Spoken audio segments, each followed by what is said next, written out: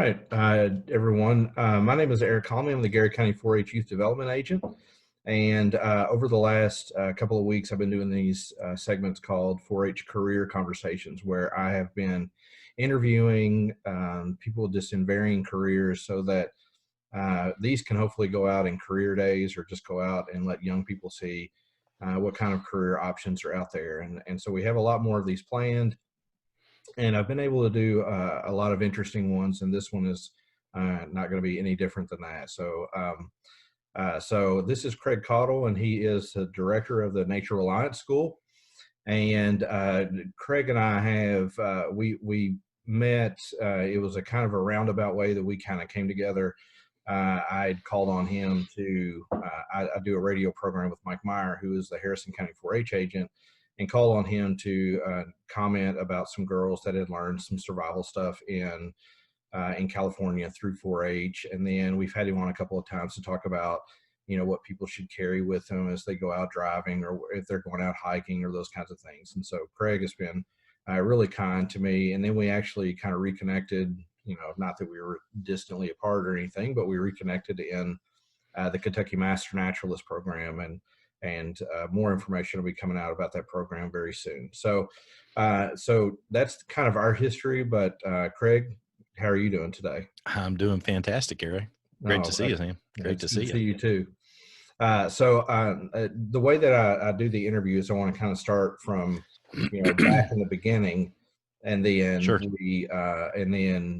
kind of work our way up through what you've done as far as your career, and then talking about what you do at Nature Reliance School. So, okay. What do you, Craig Caudill, remember wanting to be when you grew up?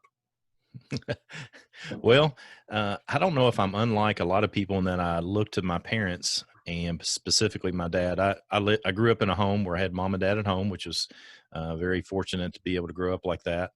And my mom stayed at home and was a stay-at-home mother. My dad worked for IBM, which became Lexmark International.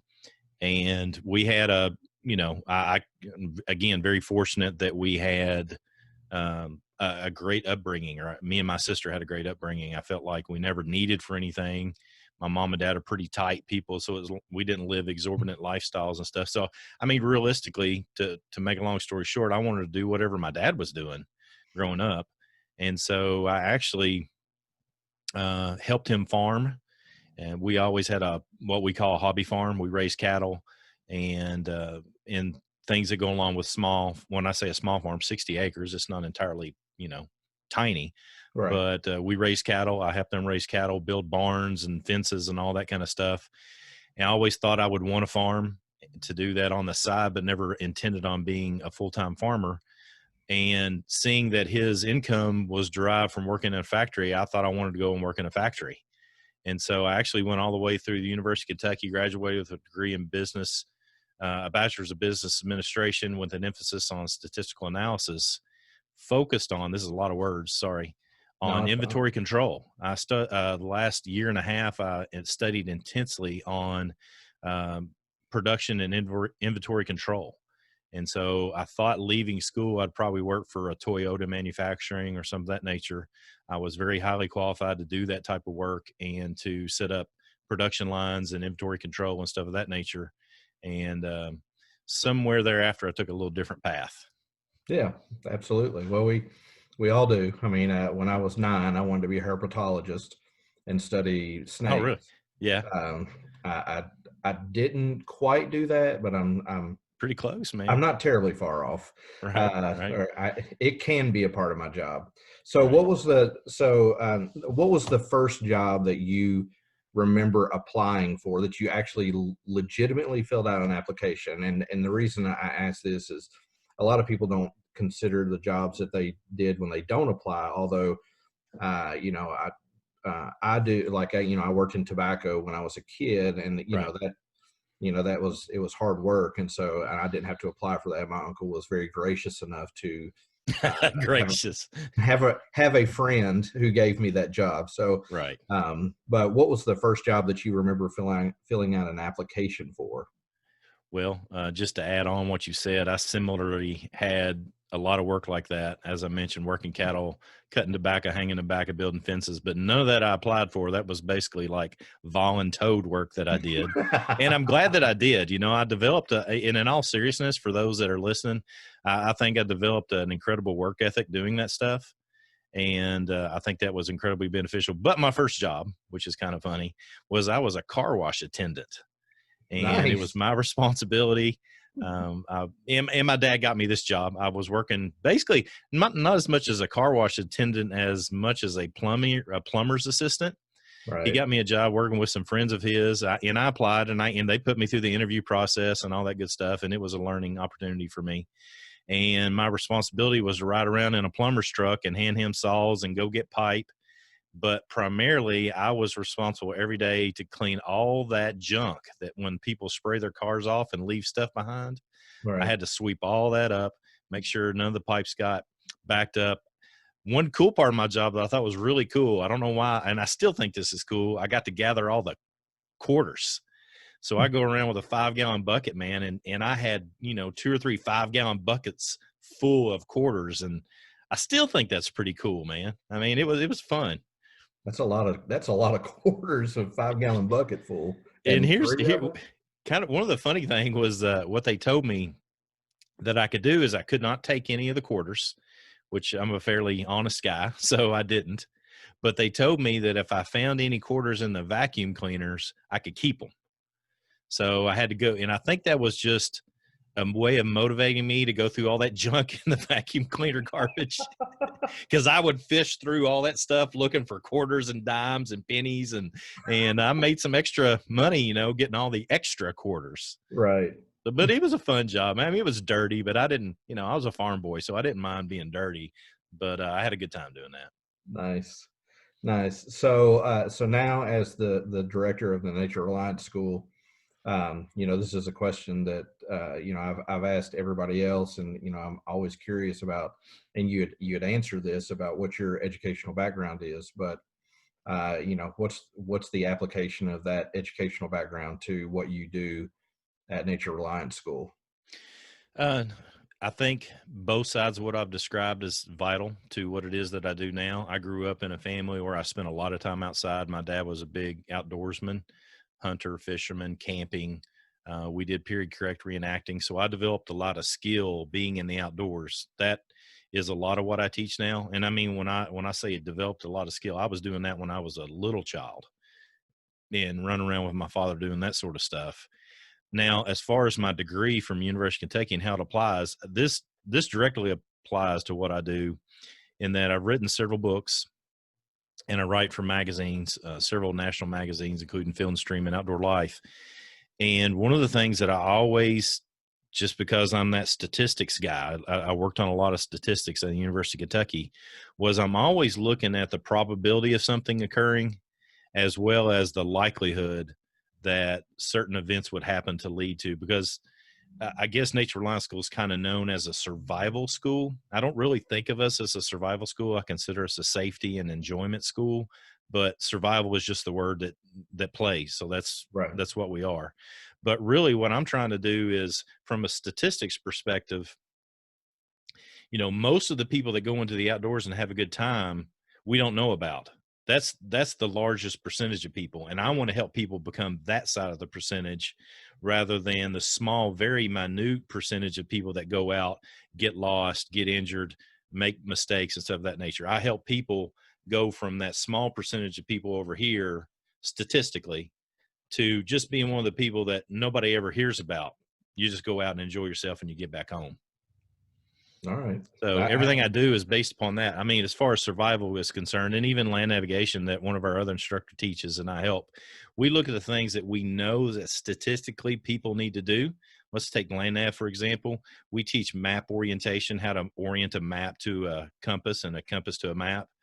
And instead of a bunch of fluff that you're really never going to use, but I want to make sure that our folks that come through class know how to build a fire to keep themselves warm, or they know how to orient that compass to the map, because those are actually very useful skills instead of skills that are probably not likely to ever be used.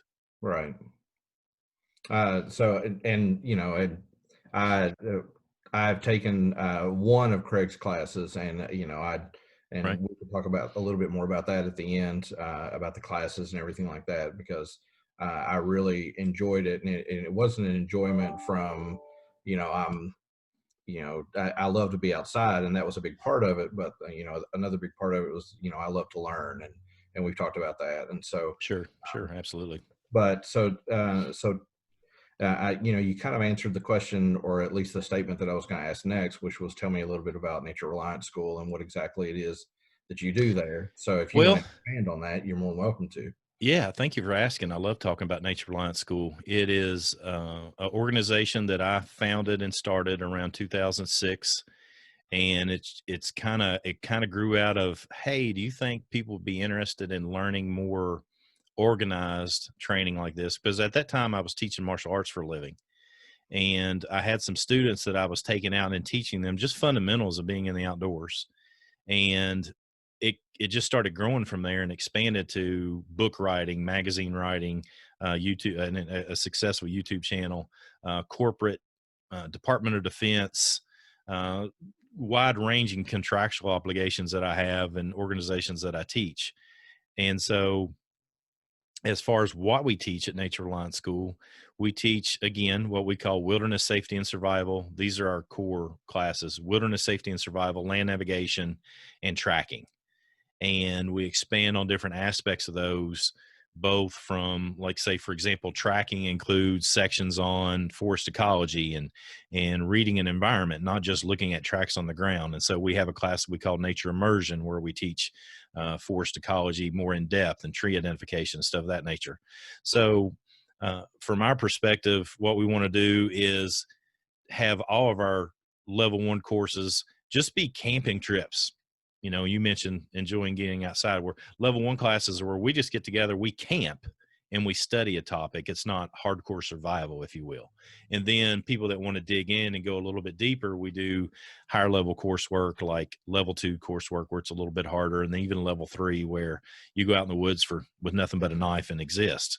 So it's quite a range of what we do, as far as what we teach and who we teach, ranging from average ordinary folks. My wife teaches youth programs in several different schools and for different organizations, and I teach adults and again, civilians, the Department of Defense, Special Forces, law enforcement. I teach quite a range of folks, and just humbled that we get to do it, and just feel, quite frankly, very blessed to be able to do it. Excellent.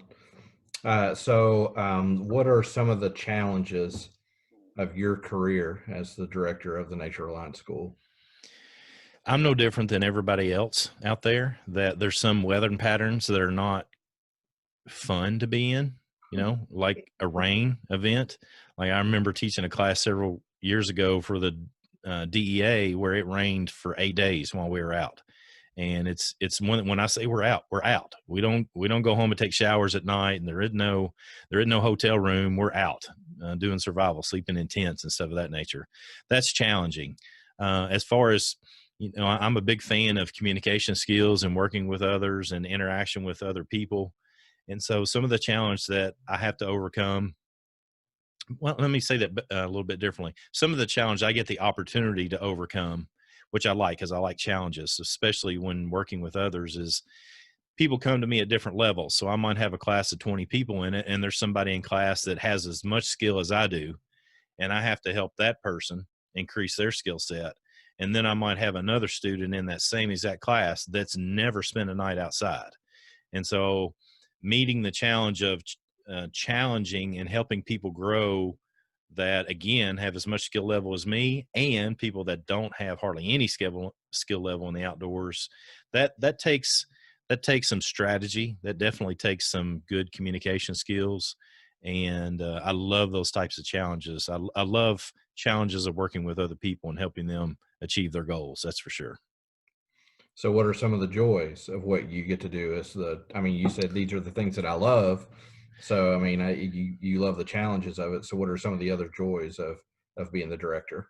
I mean, I get to be outside most of the time. Even when I'm prepping for a class or studying.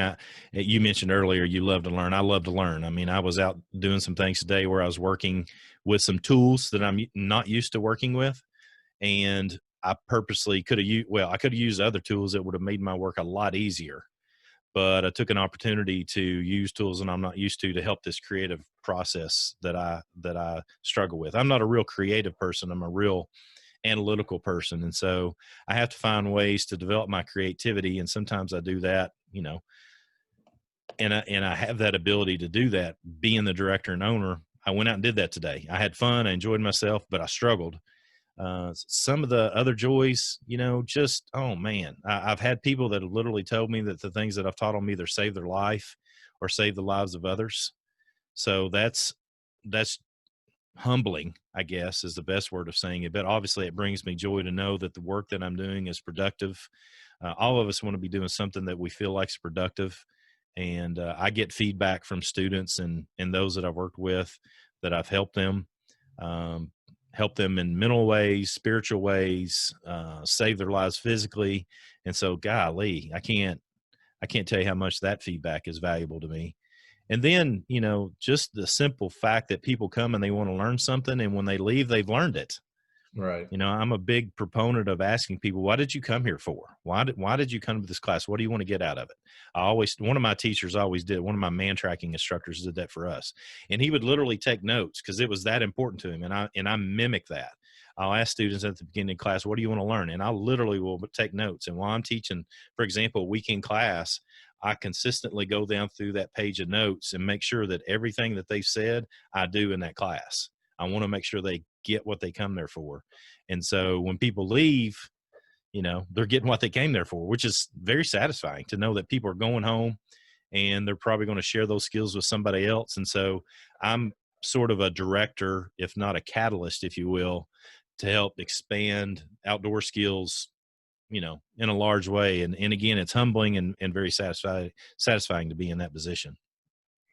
So, for someone who might be interested in what you do, in your career field, I mean, being the director of the Nature Reliance School is fairly specific, Right. but somebody who is interested in what you do, I mean, what are some things that you would tell them to do on the front end? And you talked about how you've been doing this for a long time. I mean, even as a small child. So, what You are don't some have things to, you do?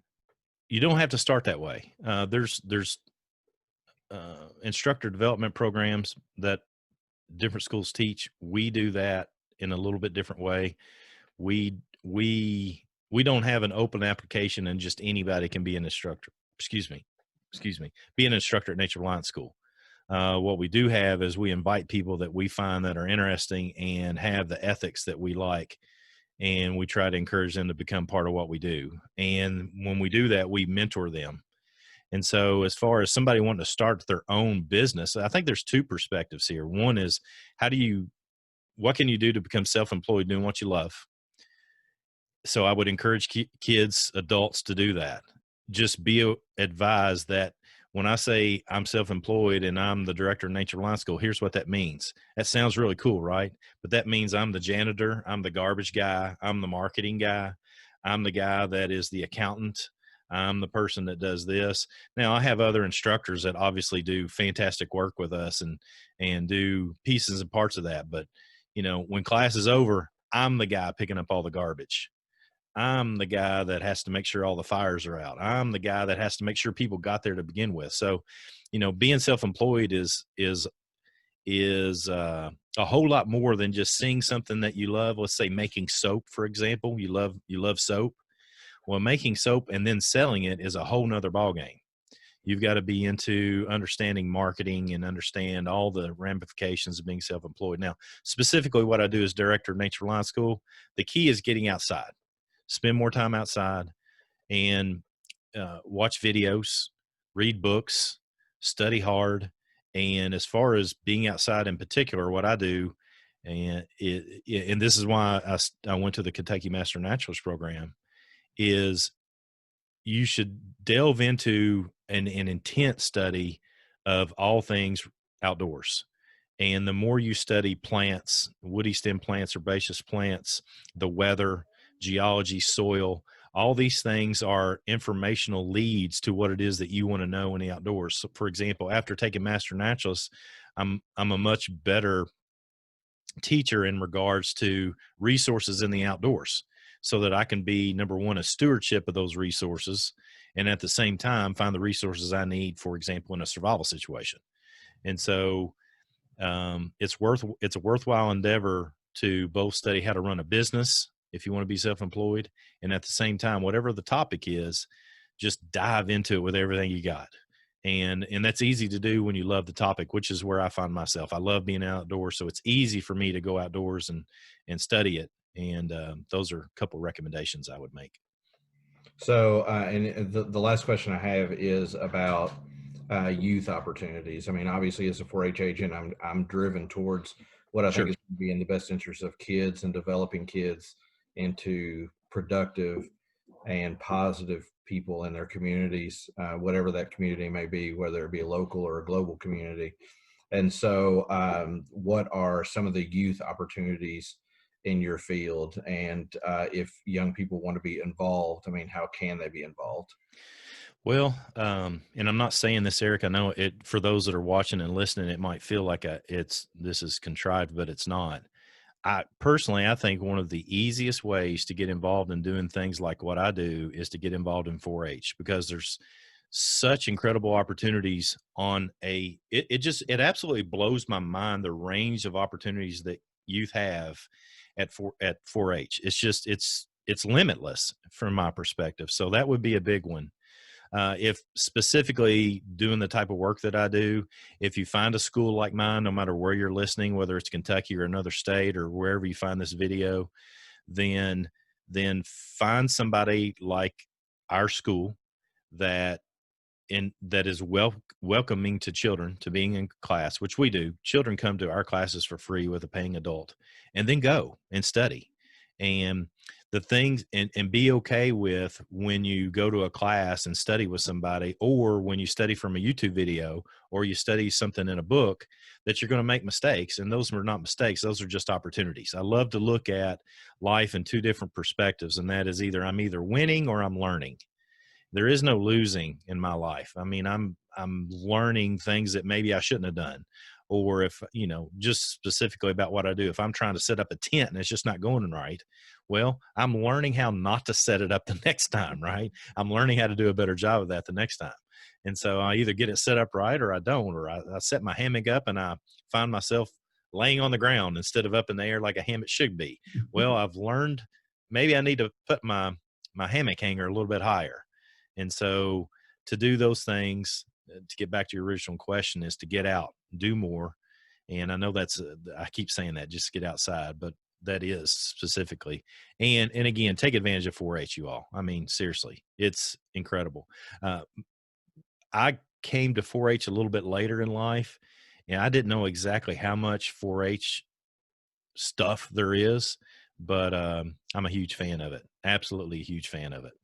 Yeah, we continue to grow, and I appreciate you saying that. It's Sure. as far as the things in 4-H, we just like I said, we just continue to progress. I mean, because as much as we want to believe that the way that I did things as a kid is going to be the way that's going to be the most beneficial to kids now, is probably not the best way to think. Kids are going to Mm-mm. change. Everybody Sure. changes. Everybody wants everything to be the way that it was when you were a kid. And the problem is that that's not going to happen. No.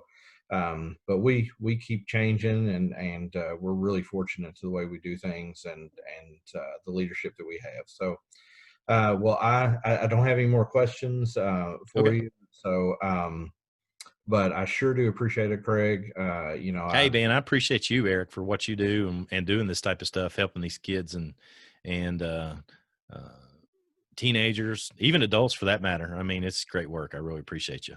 Well, I appreciate that. And for Craig Caudill, Director of the Nature Reliance School, I'm Eric Conley, Garrett County 4-H Youth Development Agent, and this has been 4-H Career Conversations. Thank you very much.